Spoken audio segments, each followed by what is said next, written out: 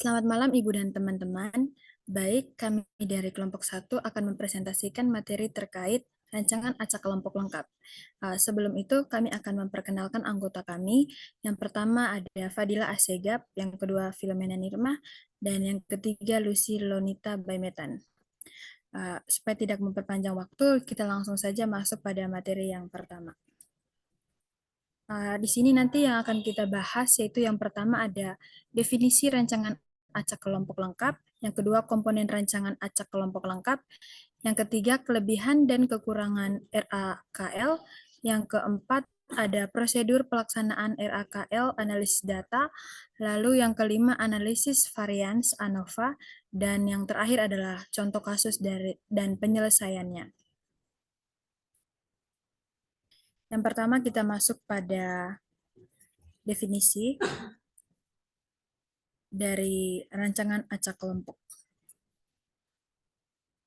Di sini nanti di sini kita membagi menjadi 3. Yang pertama itu ada rancangan acak kelompok, yang kedua ada rancangan acak lengkap, dan yang ketiga adalah rancangan acak kelompok lengkap. Langsung saja kita masuk pada definisi yang pertama, yaitu rancangan acak kelompok adalah suatu rancangan acak yang dilakukan dengan mengelompokkan satuan percobaan ke dalam grup-grup yang homogen yang dinamakan kelompok dan kemudian menentukan perlakuan secara acak di dalam masing-masing kelompok. Rancangan acak lengkap adalah rancangan acak yang paling sederhana dan umum digunakan dalam penelitian di mana perlakuannya ditentukan secara merata atau lengkap. Rancangan acak kelompok lengkap merupakan rancangan acak kelompok dengan semua perlakuan dicobakan pada setiap kelompok yang ada. Rancangan acak kelompok lengkap digunakan untuk mengatasi variabilitas antar kelompok yang mungkin mempengaruhi hasil eksperimen dalam konteks percobaan.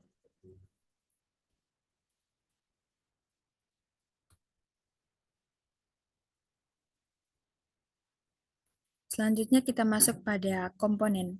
Definisi rancangan acak kelompok lengkap. Komponen rancangan acak kelompok lengkap terdiri dari yang pertama yaitu ada blok, di mana kelompok unik percobaan yang memiliki karakteristik yang sama. Blok ini dirancang untuk mengurangi variabilitas antar unit. Perlakuan, variabel yang sedang diuji dalam eksperimen. Setiap perlakuan akan diterapkan dalam setiap blok secara acak. Lalu yang kedua itu adalah unit percobaan. Ini adalah subjek atau elemen yang digunakan dalam eksperimen seperti tanaman, hewan, atau individu. Yang ketiga, pengacakan. Proses alokasi perlakuan yang dilakukan secara acak dalam setiap blok untuk memastikan bahwa semua perlakuan memiliki kesempatan yang sama untuk diterapkan. Yang ketiga adalah kelebihan dan kekurangan. Kelebihan dan kekurangan dari rancangan acak kelompok lengkap. Yang pertama itu adalah kelebihan dari penggunaan rancangan acak kelompok lengkap. Yang pertama, lebih efisien dan akurat dibandingkan rancangan acak lengkap.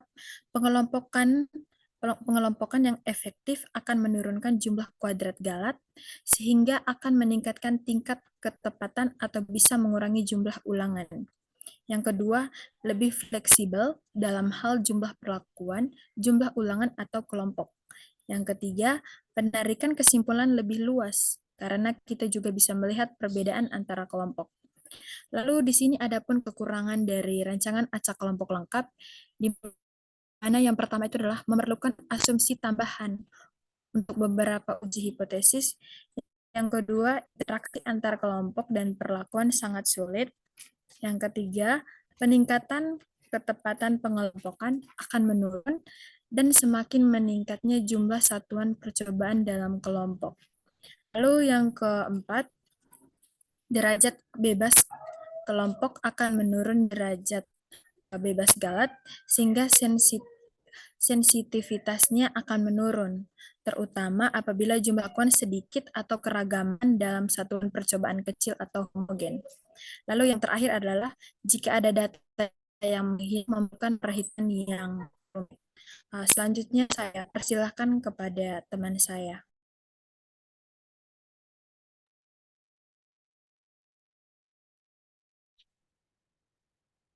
Selanjutnya yang keempat itu prosedur dan analisis. Prosedur pelaksanaan rancangan acak kelompok lengkap dan analisis data.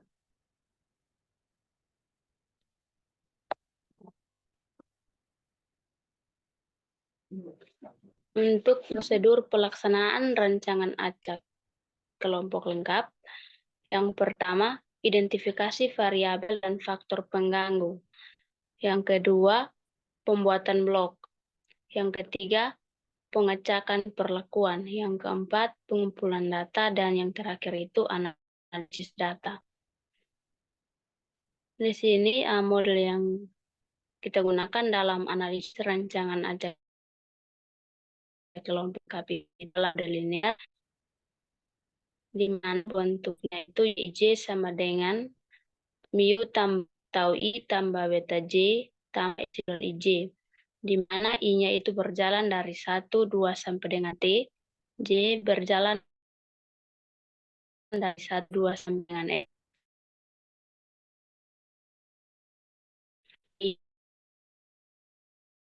IJ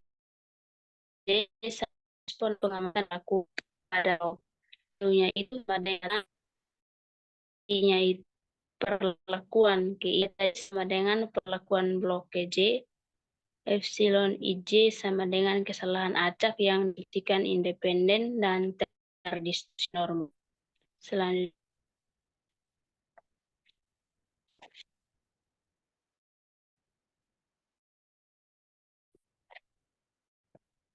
Selanjutnya, data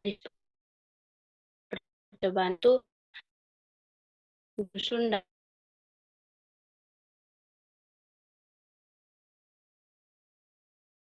Sudah masuk. Lanjut, Su.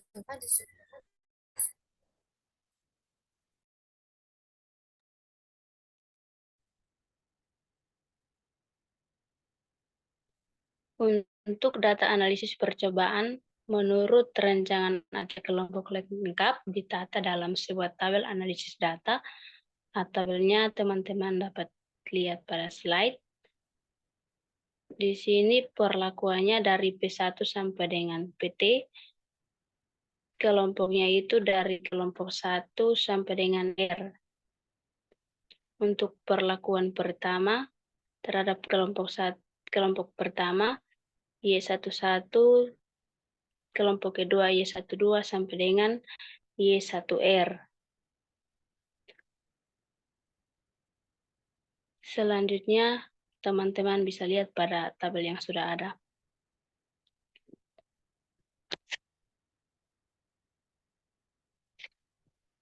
Dari tabel tersebut dapat kita lakukan perhitungan faktor koreksi atau FK, jumlah kuadrat atau JK, jumlah kuadrat total atau JKT, jumlah kuadrat kelompok atau JKK, dan jumlah kuadrat galat atau JKG dengan rumus sebagai berikut. Untuk FK sama dengan T kuadrat dibagi dengan T kali R. Untuk JKT-nya itu sama dengan sigma dari I sama dengan 1 sampai T, dikali sigma dari J sama dengan 1 sampai R, Y IJ kuadrat kurang dengan FK. Untuk JKK-nya itu sama dengan sigma dari J sama dengan 1 sampai R, dikali TKJ kuadrat dibagi dengan T kurang dengan FK. Untuk JKP-nya itu sama dengan sigma dari J sama dengan 1 sampai T, TPI kuadrat dibagi dengan R kurang dengan FK. Untuk jumlah kuadrat galatnya itu sama dengan JKT kurang JKK kurang JKP.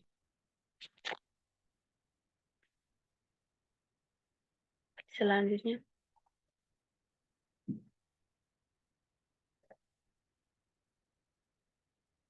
Selanjutnya analisis varians atau ANOVA.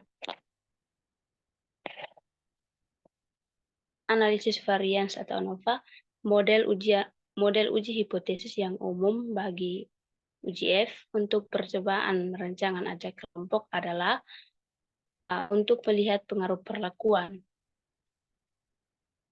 Slide selanjutnya.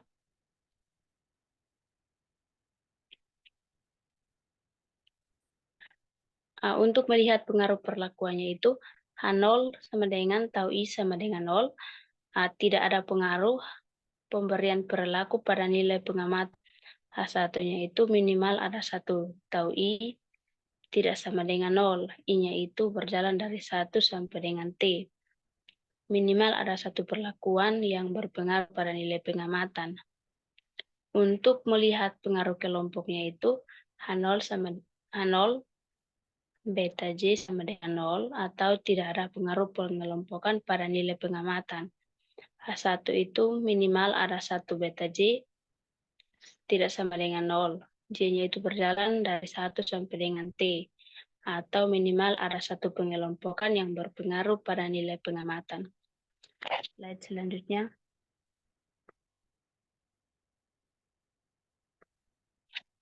Dengan kaidah keputusan sebagai berikut untuk hitung kelompoknya itu KTK dibagi dengan KTG di mana lebih kecil sama dengan F alfa V1 kurang V1 V3 maka terima H0 atau H1 salah. Untuk F alfa lebih besar dari 2 V3 maka terima H0 atau H1-nya itu benar. F hitung perlakuannya itu sama dengan KTP dibagi dengan KTG. Untuk F alfanya itu lebih kecil sama dengan V2 kurang V3 maka terima H0 atau H1 salah. Untuk F alfanya itu lebih besar dari V1 V3 maka terima H0 atau H1 itu benar. Dengan KTK itu kuadrat tengah kelompok. Untuk rumusnya jika K dibagi dengan V1. KTP itu kuadrat tengah perlakuan jika P dibagi dengan V2. Untuk kuadrat tengah perlakuannya itu rumusnya jika G dibagi dengan V3. F alfa kali F1 F3 V1 V3 sama dengan nilai F dari F tabel dan pada derajat bebas V1 kelompok dan V2 galat dengan taraf uji sebesar alfa. F alfa V2 V3 itu sama dengan nilai F dari F tabel dan pada derajat bebas V2 atau perlakuan dan F3 galat dengan taraf uji sebesar alfa. Selanjutnya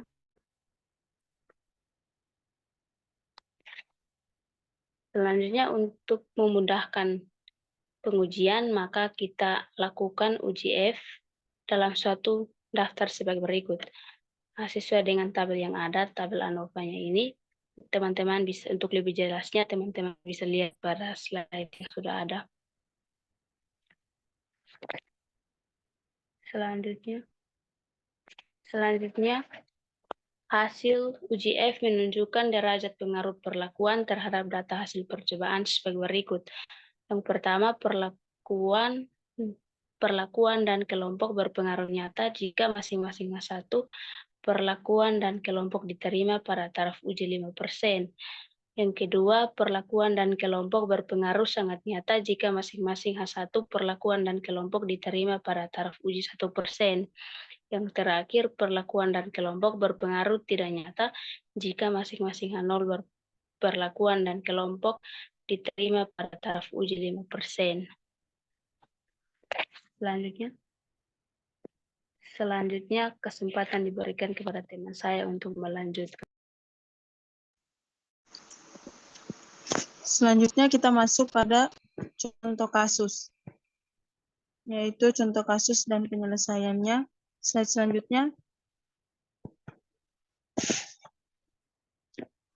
Nah, di sini kasusnya yaitu dalam suatu percobaan rancangan acak lengkap kelompok mengenai pengaruh pemberian pakan atau makanan di mana jumlah pakannya itu dalam kilogram, yaitu 0,25 kilogram, 0,5, 0,75, dan 1 kilogram. Di mana terhadap pertambahan berat badan selama masa percobaan yang diukur dalam kilogram. Di mana hewan percobaan yang digunakan adalah 4 jenis ikan lele, 4 jenis ikan yaitu lele, nila, karper, bawal, dan gurami. Di bawah ini adalah data pertambahan berat badan pada bibit ikan pada umur 70 hari dalam ons. Untuk lebih jelasnya teman-teman bisa lihat pada gambar. Selanjutnya,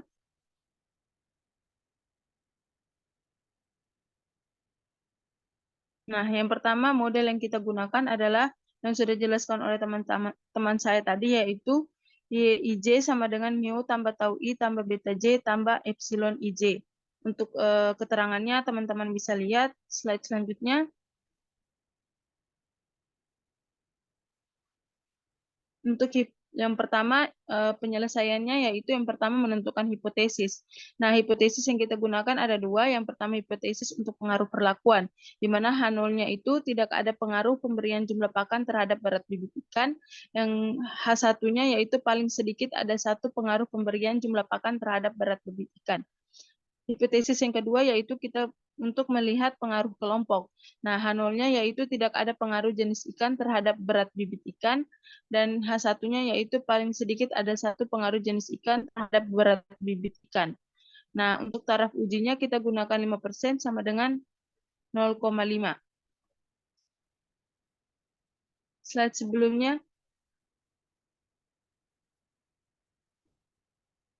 Dan kriteria uji yang kita gunakan adalah tolak H0 jika F hitungnya lebih besar dari F tabel, di mana alfa sama dengan 0,05 atau signifikannya kurang dari alfa. Selanjutnya, nah yang keempat yaitu kita menghitung faktor koreksi. Sudah dijelaskan rumusnya tadi, hasil tinggal kita masukkan saja, maka hasilnya yaitu 6.118,62. Nah, untuk jumlah kuadrat totalnya setelah dimasukkan rumusnya, teman-teman bisa lihat hasilnya 412,838. Dan jumlah kuadrat kelompoknya setelah dimasukkan rumusnya yaitu 282,808. Slide selanjutnya. Untuk jumlah kuadrat perlakuan juga mendapatkan hasil yaitu 85,83, dan jumlah kuadrat galatnya yaitu 44,2. Nah, selanjutnya itu kita masuk pada tabel analisis varian pertambahan berat pada bibit ikan umur 70 hari dalam ons. Nah, untuk nilainya mungkin teman-teman bisa lihat pada tabel untuk lebih jelasnya. Slide selanjutnya.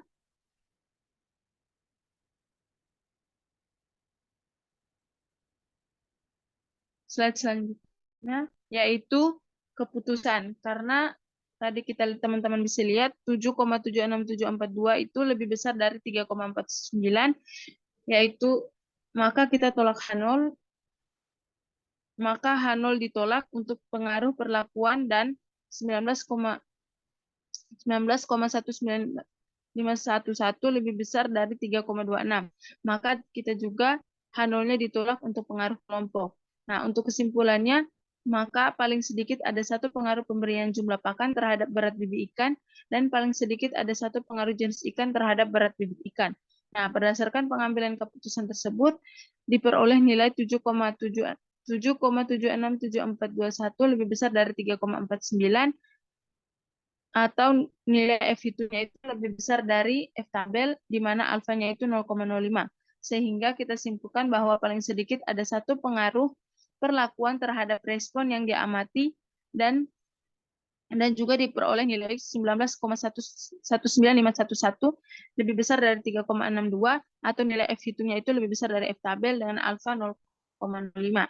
Sehingga dapat disimpulkan bahwa paling sedikit ada satu pengaruh pemberian jumlah pakan terhadap berat bibit ikan. Mungkin itu saja dari kelompok kami. Sekian dan terima kasih.